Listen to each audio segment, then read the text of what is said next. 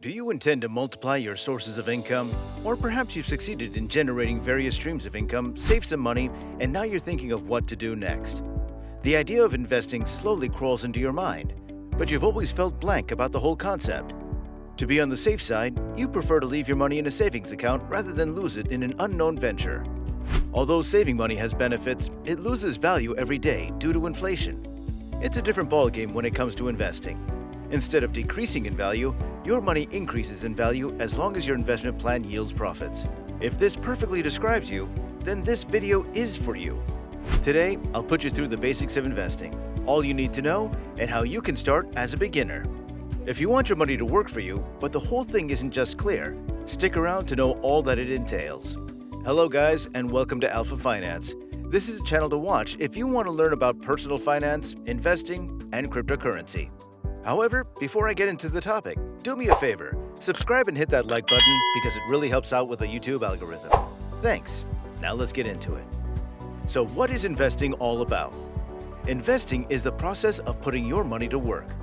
In a figurative sense, you can say it's the act of leveraging your money.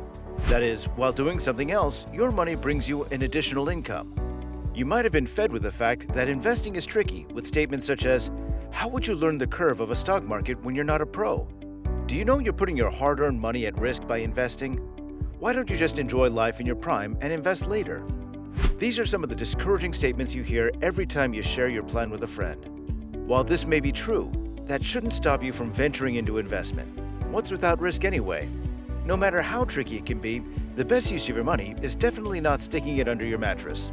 Investing is the only means you can join the League of Billionaires. Warren Buffett has countless times attributed his wealth to his investments. He's currently the 6th richest man on earth. So sit back and let's get into business. Here are simple and practical tips you can employ to start investing. How to start investing.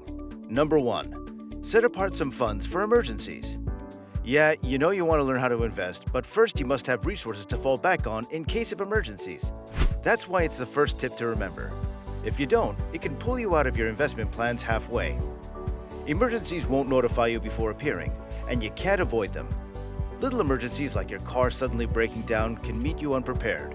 Though something trivial like that may not throw you out of investing, more lethal ones like losing your job, a fatal accident, or having to cover a serious medical expense might do.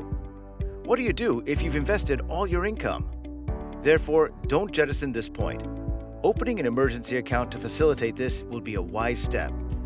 Make sure that you have 3 to 6 months of expenses covered in it before venturing into any investment. Having done that, you can invest with no fear in mind. Number 2. Begin to invest as soon as you can.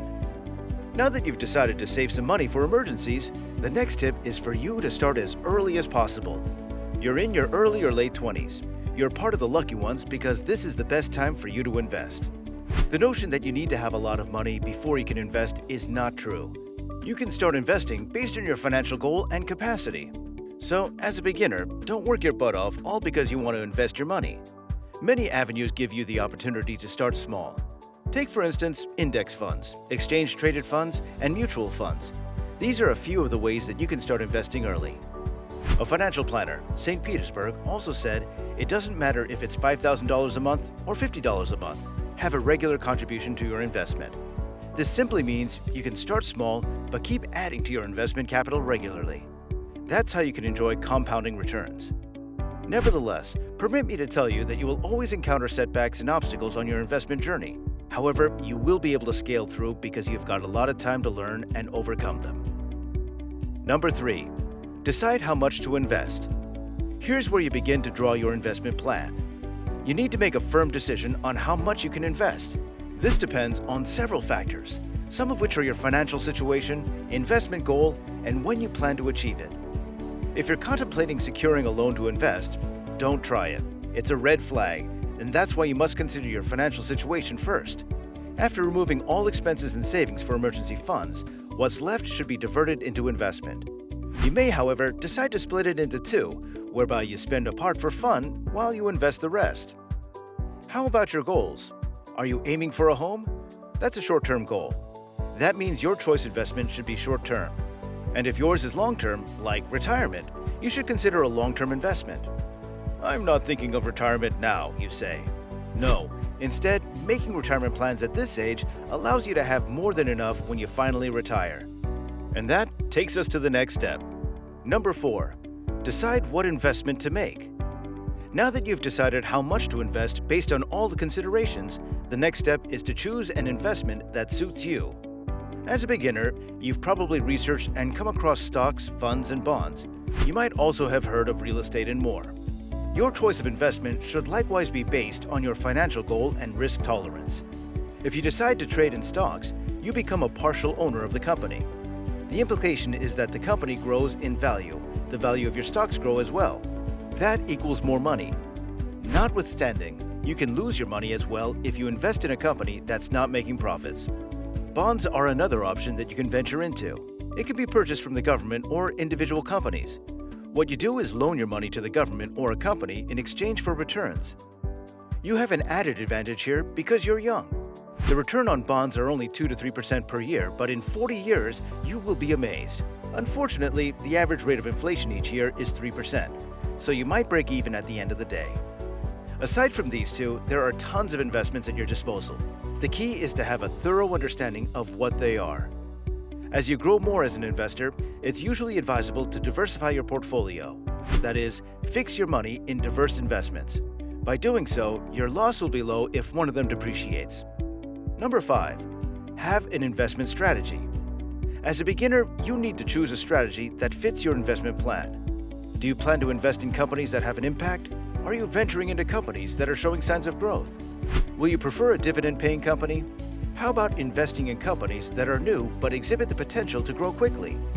Lastly, can you invest in great companies when they're on sale for prices lower than they're worth? These are investment strategies that you need to understand and then choose what works for you. As a beginner, you can slowly ascend from a low-risk strategy to a high-risk strategy. You can decide to start with a dividend-paying company. That means you'll receive a return on your investment quarterly. Number 6. Open an investment account. Having decided on the strategy suitable for you, the next step is to open an investment account. An investment account is a platform or service that will channel your investment. As a new investor, consider a brokerage account you can withdraw from at any time without paying additional taxes or penalties. You may choose an online broker because they place trades for a small fee while still offering all the resources and information you need to make wise investments. Examples are TD Ameritrade, E-Trade, and more. You can check multiple online brokers, get a feel of each platform, and then make your decision. Number 7. Research thoroughly. As a beginner, you can be a little bit skeptical before investing your money. Whatever investment you choose to venture into, make sure you understand all that it entails. The best companies to invest in for you, as a beginner, are companies that have been operating for at least 10 years. They must be companies that exhibit past growth and shows the potential for future growth. You must ensure that the management is trustworthy. And if they're on sale, ensure that their sale is relative to their value. You can be lured to invest in companies that promise high returns. But if the companies do not score a positive mark on the points I've just said now, you must keep your emotions in check and walk away.